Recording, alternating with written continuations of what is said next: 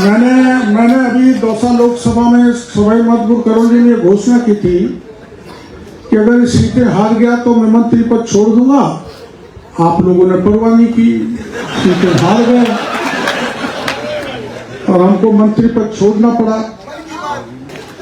खूब समझाया और मैंने यहां तक कह दिया, आज भी कह रहा हूं, वहां भी कहा और यहां भी कह रहा हूं, वो जो कहता हूं वो करता हूं, उससे पीछे नहीं। मैं यहां भी कह रहा हूं, जब तक मेरे तन में प्राण है तब तक आपके आरक्षण के साथ कोई खिलवाड़ नहीं कर सकता। इसके नाते कोई भी, ये मेरे को भरोसा है मेरे पे, अपने आप पे मेरे को इस बात का भरोसा है। मेरे को पता लगा कि ये फर्जी खाद किसानों को बेच रहे हैं, बीज बेच रहे हैं, पेस्टिसाइड बेच रहे हैं, तो मेरे को किसी ने कहा कि क्या मंत्री छापा मार, गहलोत साहब ने कहा मंत्री को नहीं जाना चाहिए छापा मारने के लिए, तो क्या मंत्री को एसी के कमरे में सोता रहना चाहिए? और मैं क्यों रहा अधिकारियों के साथ खुले में बोल रहा हूं, ये शायद सब लाइव हो रहा होगा। चाणक्य कुछ लोगों ने पढ़ा होगा चाणक्य की नीति। चाणक्य ने कहा था कि पानी में तैरती हुई मछली कब पानी को पी जाए ये जैसे पता नहीं लगा सकते, वैसे अधिकारी कर्मचारी कब पैसा खा जाए उसका पता नहीं लगा सकते। कभी आप देखना, ए भाई, आप मछली को तैरते हुए देखना, आप कभी पता नहीं कर पाओगे कि वो पानी पी रही है कि नहीं पी रही। और एक चीज और देखना, एक बार भैरव सिंह जी के साथ में गया था एक कार्यक्रम में, तो उन्होंने कहा यार तू उल्टा ही चलता है, हरदम उल्टा ही चलता है। तो मैंने उनको अपनी भाषा में समझाया। मैंने कहा साहब आप कभी देखना, आपका तो बड़ा पुराना अनुभव है, मछली चाहे पानी का प्रभाव कितना ही हो, पानी यूं जाएगा तो मछली यूं जाएगी। देखना, तुमने गौर किया? पानी के प्रभाव के विपरीत मछली जाती है। उस मत्स्य से हमारा जन्म हुआ है, तो हमारा तो स्वभाव में डीएनए में हमेशा चलेगा।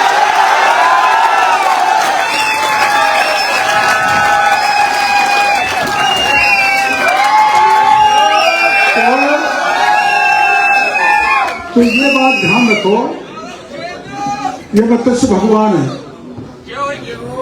ये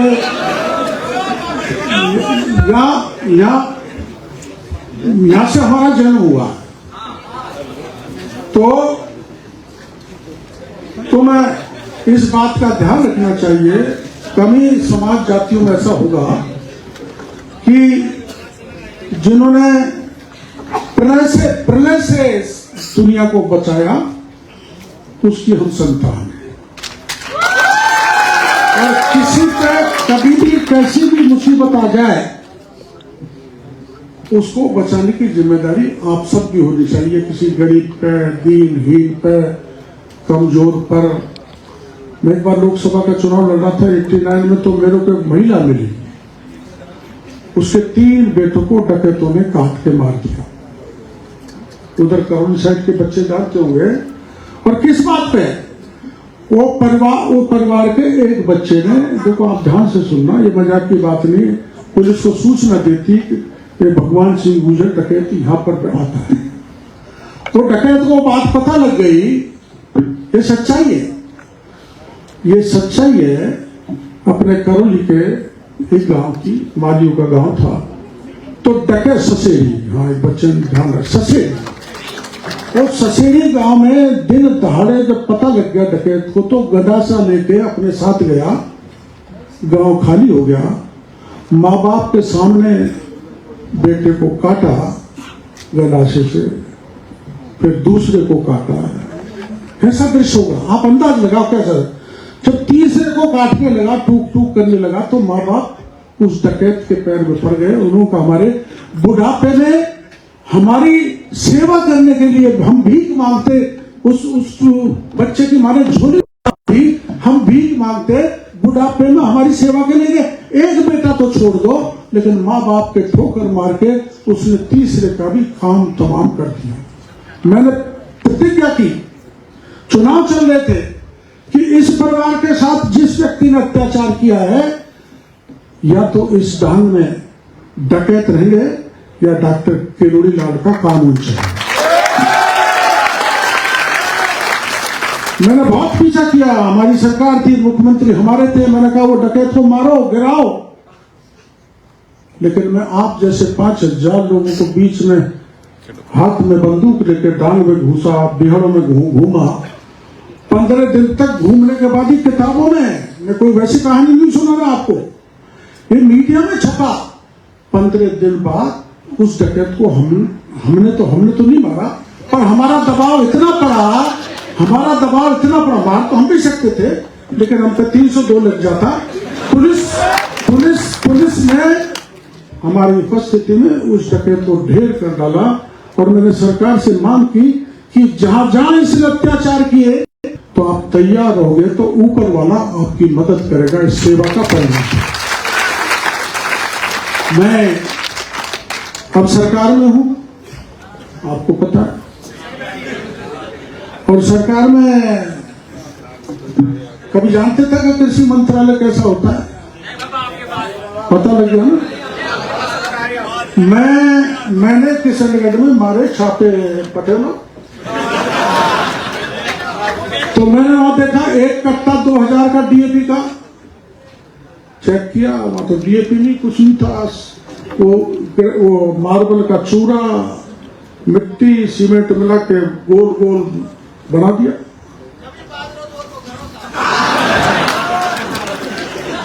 ना तू बाजरा मट्टा हो रहा है, इसलिए तू भी जोर नहीं कर रहा। चाहे खाद हो, चाहे बीज हो, चाहे दवा हो, पेस्टिसाइड, मैं कोशिश कर रहा हूं कि शुद्ध खाद, शुद्ध बीज, उत्तम पेस्टिसाइड किसान को मिले, जिससे उसकी धरती की उर्वरक शक्ति खत्म नहीं हो, उसकी पैदावार बढ़े। अगर मैं ये काम करने में विफल हुआ तो मैं किसान का बेटा नहीं, मैं किसान का बेटा नहीं। मैंने अब तक 57 बड़े व्यापारियों के खिलाफ मुकदमे दर्ज करा डाले, 57। देश की आजादी से अब तक कृषि विभाग ने 17 किए हैं, 17, मतलब 70 साल में 17 और 4 महीनों में 57, और 16 बड़ी कंपनियों के लाइसेंस निरस्त कर दिए। घर जाओ, ताला लगा दो, नकली नहीं बिकेगा, और 2-2 हजार की बोरी, 2-2 हजार रुपए में बिकने वाला कट्टा अजमेर के जंगलों में पड़े ढेर के ढेर, कोई नहीं ले जाता, उनको पूछने वाला कोई नहीं।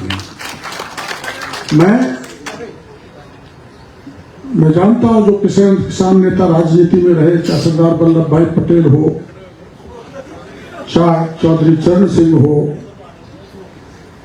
उतनी बड़ी सेवा तो हम नहीं कर सकते, क्योंकि हम उतने बड़े हैं नहीं, न हमारा उतना बड़ा कद है, न पद है। लेकिन मैं किसान भाई के आप बेटों को मैं भरोसा देना चाहता हूं, अगर पर्याप्त समय किसी की डिग्री के साथ मेरे को मिलता रहा, तो मैं पूरी तरह से आपके घर की माली हालत को सुधारने का भरसक प्रयास करूंगा। जो किसान के साथ धोखा करेगा उसको बर्दाश्त करने वाला नहीं हूं सरकार में रहते हुए। और सुनो, इतना तो मेरा रुतबा है, हर एक किसी, इतनी तो मेरी धाक है कि मेरे को टोकने की हिम्मत अच्छा को नहीं करती।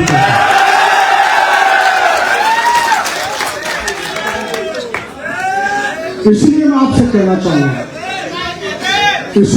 कहना चाहूंगा कि हमारा जो हॉस्टल है, इसने इतिहास रचा है, बिना हॉस्टल।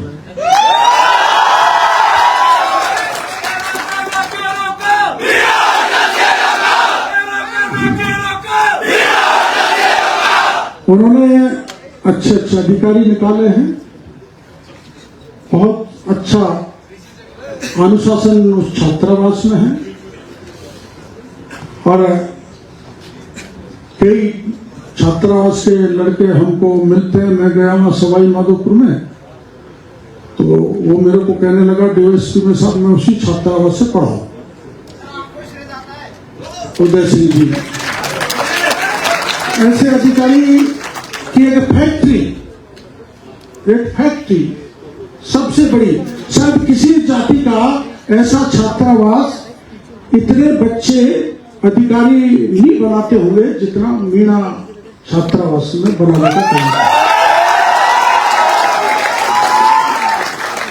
उस समय मैं 85 में, हाँ मैं एमपी था, मैं जितना वोट अच्छा लाए थे, तो जहां गया वहां लोगों ने पैसे दे दिए, तो मैंने उस समय 32 लाख रुपए इकट्ठे करके उस छात्रावास में दिए थे। और जितना भी वहां पत्थर लगाए वो धौलपुर से, चूंकि मैं चुनाव लड़ा था, तो वहां से लाके मैंने वो पत्थर फ्री में लगाया। मैं समाज के भाइयों को इसलिए कह रहा हूं कि कोई और ऐसी एक्टिविटी करनी हो जयपुर में बड़ी, कहीं भी आपको ऐसा लगता हो, तो मेरा समाज के लिए मैं कंधे से कंधा मिला के आपके साथ रहूंगा। हाँ, ये बात जरूर है कि मेरे पास पैसा नहीं है, लेकिन जापान में इतना है कि कोई किसी को कहेंगे, तो अभी मैं वहां गया था, दिल्ली बुलाया उन्होंने, मैं समझ गया क्यों बुलाया। तो वहां भी हॉस्टल बना है, तो वहां भी मैं 51 लाख तो दिया है, और इतना ही और दे देंगे। मेरे मन में ऐसा ऐसा ऐसा लगता है कि अपना यह हॉस्टल ये बन गया, बच्चियों का भी बन गया, पर एक ऐसा कोई सेंटर यहाँ पर बनना चाहिए। मेरा हाईकोर्ट तो दूर पड़ गया, आपको पता है मेरा हाईकोर्ट क्यों बना? कौन बताएगा?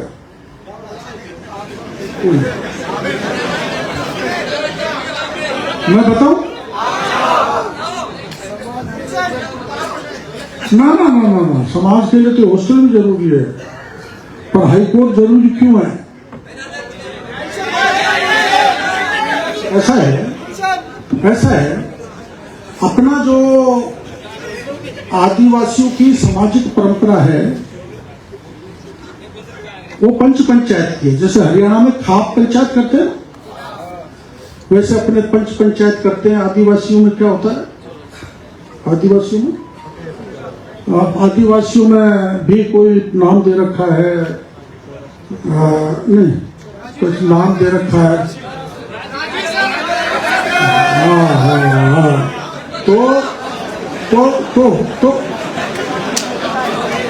तो मैं घटना सुनाता हूं, सुनो। क्या हुआ था, हमारा महुआ जिला सवाई माधोपुर में था और दौसा अलग जिला बना था। दौसा में नागल प्यारीवास गांव के पास, अब तुम हंसना मत, गंभीर बात है, नागल प्यारीवास के गांव के पास एक अपनी प्रेमिका के साथ मिलकर अपनी दामाद को इसलिए मार दिया कि वो बीच में आड़े आ रहा था, मार के खेत में फेंक दिया। पुलिस में मुकदमा दर्ज हुआ, पुलिस ने महीने 1.5 महीने तक कोई कार्रवाई नहीं की। वहां 84 गांव की खाप पड़ती है, और थाने पे गए, एसपी पे गए, किसी ने कोई कार्रवाई नहीं की, तो मेरे पास आ गए। मुकदमा दर्ज हो गया साहब पंचों पे, हमारे 14 पंच गिरफ्तार, उनको छुड़ाओ। और गिरफ्तार क्यों हुए? पंचों ने एक नंगा फैसला किया जो नहीं होना चाहिए, वो किसी समाज में अलाउ नहीं है। ये फैसला किया, उन्होंने उनको बुलाया और उन्होंने स्वीकार कर लिया कि हमने इसकी हत्या की है। तो पंचों ने एक फैसला किया एक घोड़ा, एक गधा मंगवाया, पूरे गधे को काला, प्रेमिका को बुलाया, प्रेमिका तो थी, प्रेमी को बुलाया, उनके सारे कपड़े उतार के उनको भी काला कर दिया। अब आदमी के तो काले कपड़े उतारना समझ में आता है, लेकिन आपने तो महिला को भी दिगंबर जैन बना दिया। और एक जूते की माला प्रेमी के गले में डाल दी, एक प्रेमिका में डाल दी, एक गधे के डाल दी, और एक पति बैठ गया ऊपर, महिला रही नीचे, और उसको कह दिया ये तू जूतों की माला थानेदार के गले में जाके डाल दे। मतलब पुलिस ने कार्रवाई की नहीं की, इसलिए वो जाने लगे, बाजार में हड़कंप मचा, पुलिस को सूचना हुई, पुलिस आई, सैकड़ों की तादाद में एसपी आया, लटपटांगे मारे, 14 पंचों को पकड़ के ले। उन्होंने जमानत लगाई, जमानत खारिज हो गई। ऐसे मामले में जमानत हो सकती है? तुम निकाल के देखो यूनिवर्सिटी में किसी लड़की रख ली, नहीं हो सकती, कानून में नहीं हो सकती। वो फैसला, उस फैसले का पक्ष में मैं आज भी नहीं हूं, लेकिन वो मेरे पास गए जब हम सवाई माधोपुर में थे, और मेरे से कहा कि भाई तू हमारी मदद कर, डॉक्टर पचवाड़ा के पंच। मैंने बोलो क्या है, हमने ये काम कर दिया और हमारे पटेलों को छुड़वा। उनको कैसे छूटेगा, तो हाई कोर्ट जाना पड़ेगा। तो कैसे छूटेंगे, तो तेरा बिना बात को हल होगा। हम तेरे पास क्यों आए, जैसू तो आए, तू छुड़वा यार, ये कैसे छूटेगा। तो मैंने वैसे कल्ला मार दिया, मैं ये कौन से लोग इकट्ठे होंगे, तो मैं 24 घंटे का टाइम देता हूं, 24 घंटे में 24,000 लोग इकट्ठा कर दो, मैं प्यारी बास आऊंगा और पटेलों को छुड़ाने की जिम्मेदारी में, जैसे नेता घसेड़ा हाथ थे ना, वैसे मैंने कह दिया। अब तमाशा देखो आप, 24 घंटे में वहां पर, इनमें से तो शायद कोई गया नहीं होगा, इतना पुराना कोई आदमी। ये अपने प्रोफेसर साहब बैठे हैं। 24 घंटे में करीबन 35,000 मर्द और 15,000 महिलाएं, जहां हाई कोर्ट बना वहां पे हुजूम, राष्ट्रपति का शासन, राजेश पायलट वहां से एमपी, भैरव सिंह जी प्रतिपक्ष के नेता, शिवचरण माथुर मुख्यमंत्री। फिर पायलट साहब के पास भी गए थे, तो उन्होंने मना कर दिया, भाई मैं इसमें कुछ नहीं कर सकता। वहां के एमएलए के पास गए, उसने भी मना कर दिया, भैरव सिंह जी ने भी मना कर दिया। तो बाद में इनके सबके फोन गए, तो मैंने कहा यहाँ पायलट साहब आना चाहते हैं, नहीं अब यहाँ फैसला करेगा तो मैं ना करूंगा, कोई नेता को नहीं आएगा, और तू या तेरी पार्टी का नेता कतई नहीं आएगा।